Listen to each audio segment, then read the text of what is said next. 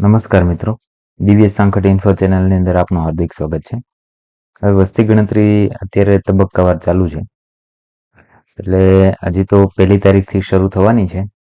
પણ એ પહેલા તમે ઓનલાઈન છે એ તમારી જાતે તમે તમારી વસ્તી ગણતરી તમે જાતે કરી શકો છો. એના માટે તમારે કરવાનું કંઈ નથી, બસ ખાલી 5 મિનિટ આપવાની છે. એના માટે તમારે પહેલા તો ગૂગલ ક્રોમ છે ઓપન કરવાનું છે. ગૂગલ ક્રોમ ઓપન થઈ જાય એટલે તમારે અહીંયા લખવા માટે SE ડોટ જો પહેલા જ આવી ગયું છે અહીંયા, અને આપણે ઓપન કરવાનું છે. હવે ઓપન કરશો એટલે પહેલું જે છે એમને પહેલી સાઈડ ઉપર તમારે ક્લિક મારવાનું છે. મિત્રો, તમે તમારી જાતે સ્વગણના કરો છો એટલા માટે તમારે અહીંયા તમારું પેલું રાજ્ય છે એ સિલેક્ટ કરવાનું રહેશે. તો હું ગુજરાતથી છું એટલે ગુજરાત આપણે સ્વાભાવિક છે, ગુજરાતી છે એટલે ગુજરાતમાં આપણે ગુજરાત સિલેક્ટ કરશું. પછી અહીંયા કેપ્ચર કોડ નાખવાનો છે તમારે. તમને જે આવે એ તમે ત્યાં નાખજો અને વેરીફાઈ અને પ્રોસેસ.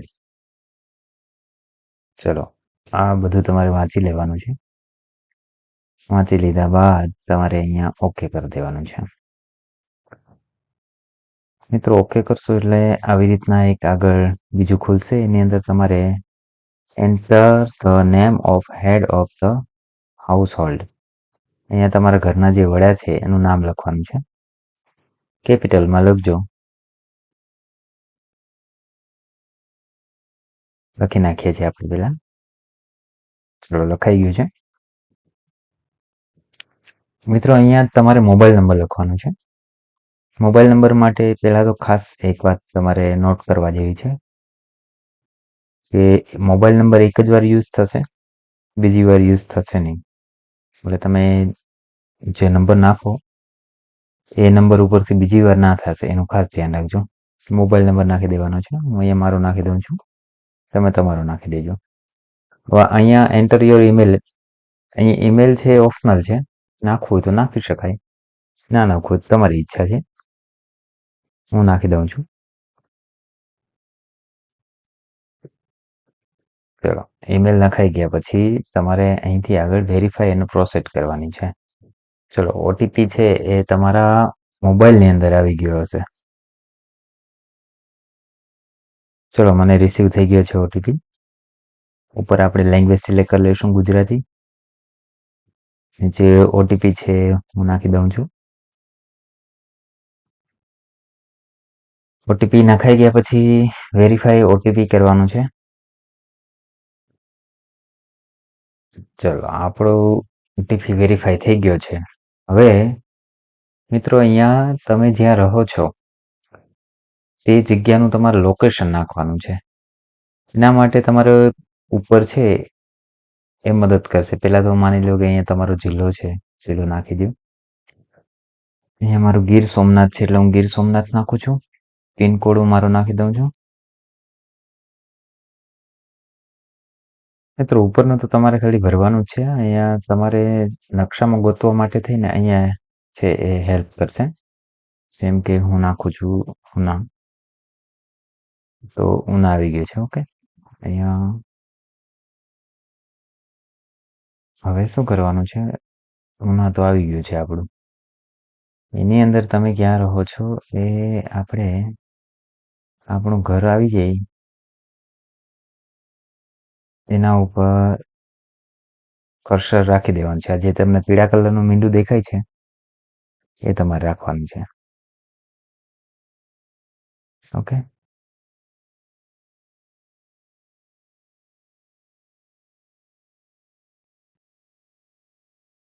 ઓકે, ચલો, આ મારું જ છે. આપણે અહીંયા સિલેક્ટ કરી લીધું છે. હવે અહીંથી શું કરશું? સ્થળની પુષ્ટિ કરો. એમ કે છે કે આ સ્થળ તમારું જ છે ને, તો ઓકે, એ સ્થળ આપણું જ છે. એટલે અહીંથી શું કરશું? સ્થળની પુષ્ટિ કરવાની છે. પુષ્ટિ થઈ ગયા પછી સેવ કરો અને આગળ વધો. અહીંયા આવ્યું છે તમારું રહેણાંકનું ગુજરાતની ગીર સોમનાથને. ઓકે, હા કરી દો. હવે જો અહીંયા થોડાક પ્રશ્નો છે. હવે પ્રશ્નોનો જવાબ તમારે દેતા જવાના છે. જનગણના ઘરના ભોયતળિયામાં વપરાયેલી મુખ્ય સામગ્રી કઈ છે? તળિયામાં તમે શું વાપર્યું છે? તો કે હું અહીંયા ટાઇલ્સ સિલેક્ટ કરું છું.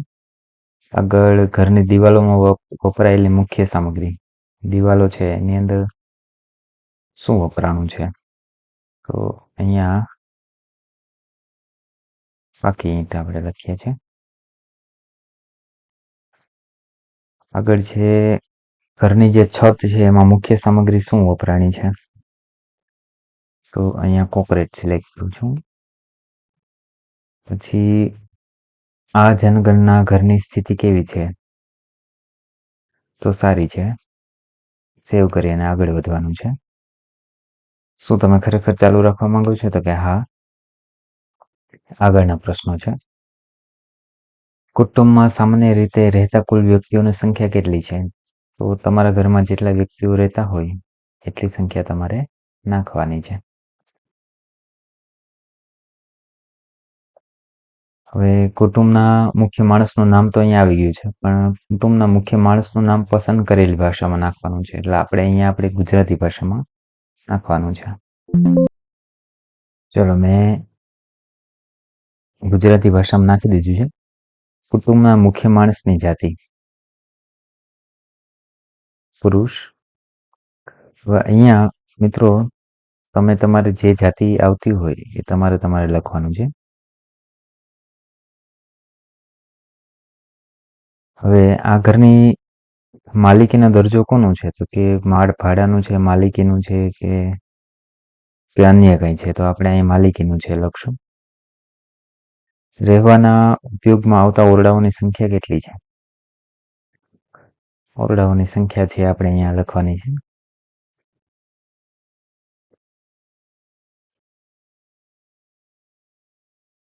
પછી આ કુટુંબમાં રહેતા દંપતીઓ કેટલા છે? દંપતીઓ એટલે કેટલા પરિણીત છે એ.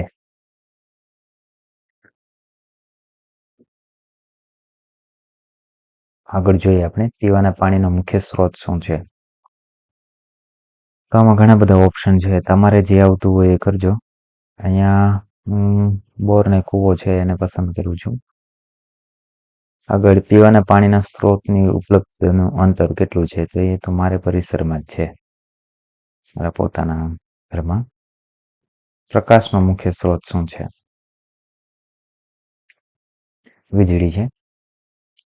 શૌચાલયનો ઉપયોગ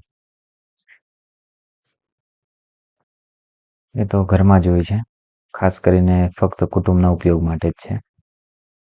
શૌચાલયનો પ્રકાર કઈ રીતનું છે? પાઇપવાળી ગટર વ્યવસ્થા છે, સેફ્ટી ટેન્ક, કાયમી પાકું બાંધકામ, સેફ્ટી ટેન્ક વાળું છે. પછી આગળ ગંદા પાણીનો નિકાલનું જોડાણ કઈ છે? તો કે બંધ ગટરમાં.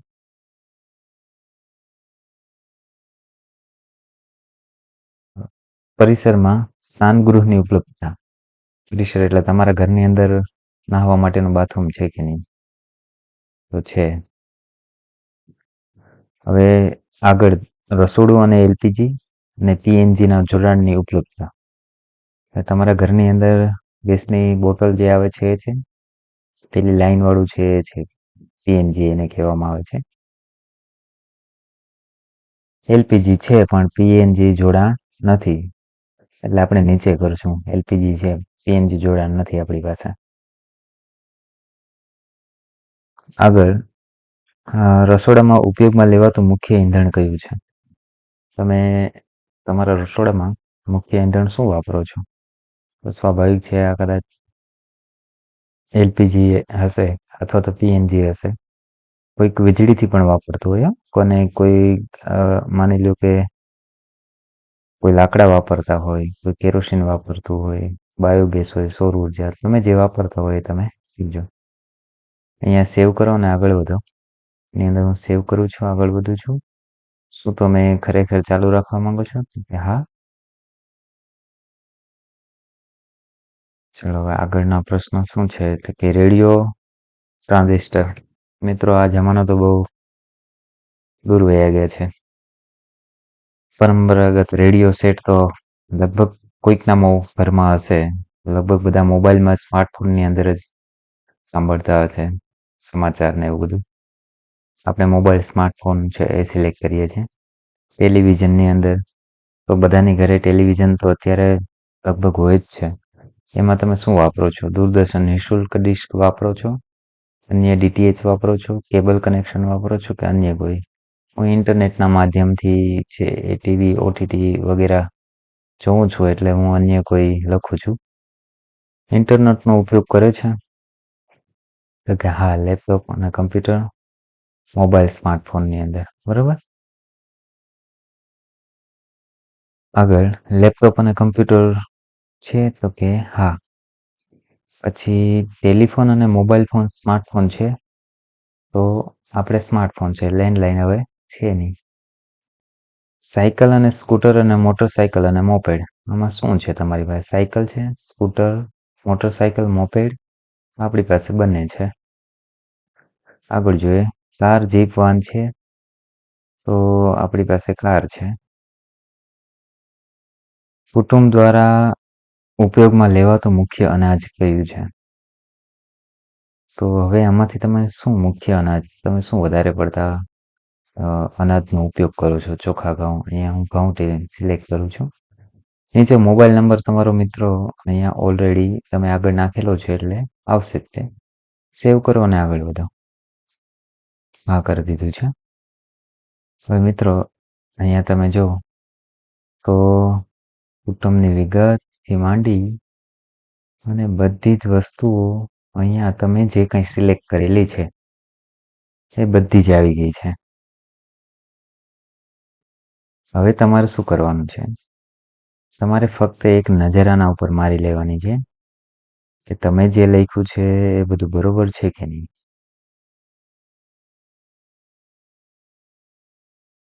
જો બધું જ બરોબર છે તો તમારે અહીંથી અંતિમ સબમિટ આપી અને સેવ કરો. અને જો કાંઈ ભૂલ હોય તો ફેરફાર કરવા માટે પાછા જાઓ. અહીંયા જઈ શકાય તમારે. ડ્રાફ્ટ તરીકે તમારે સેવ કરવું હોય તો પણ એના પછી તમે કરી શકાય, પણ જો બધું જ ઓકે હોય તો અંતિમ સબમિટ આપી દેવું જોઈએ અને હા કરી દઈએ આપણે. હવે જો મિત્રો અહીંયા તમારો એસી આઈડી એટલે તમારો સ્વગણતરી આઈડી છે એ આવી ગયો છે. હવે મિત્રો સ્વગણતરી આઈડી છે કોઈને આપવાનું નથી, ફક્ત તમારે આપવાનું કોને છે કે મોસ્ટ ઓફ તમારા ઘરે આજુબાજુના તમારી સ્કૂલના ટીચરો જ હશે કે જે વસ્તી ગણતરી માટે તમારા ઘરે આવશે. જ્યારે પણ એ મિત્રો તમારા ઘરે આવે ત્યારે એમનું કામ પણ હળવું રહે. એના માટે તમારે આ નંબર એમને આપવાનો છે. આ નંબર આપશો એટલે એ મિત્રો છે એકવાર તમારું જે બધી જ માહિતી છે એ વેરીફાઈ કરી અને ત્યાંથી ડન કરી દેશે. એટલે તમારું વસ્તી ગણતરી અહીંયા તમારે પૂરું થઈ છે ને મિત્ર? એકદમ સહેલું. તો આશા રાખું છું કે તમને આ વિડીયો પસંદ આવ્યો હશે અને ઘણો ઉપયોગમાં પણ આવશે. જો મિત્રો તમને આ વિડીયો પસંદ આવ્યો હોય તો અમારી ચેનલને સબસ્ક્રાઈબ કરી દો. આ વિડીયોને લાઈક કરજો અને વધુમાં વધુ શેર કરજો આ વિડીયો, જેથી કરી અને આપણા મિત્રો, આપણા ભાઈઓ તથા આપણા કુટુંબીજનો જે પોતે છે વસ્તી ગણતરીમાં જોડાય અને પોતાની રીતે છે વસ્તી ગણતરી કરી શકે. ધન્યવાદ.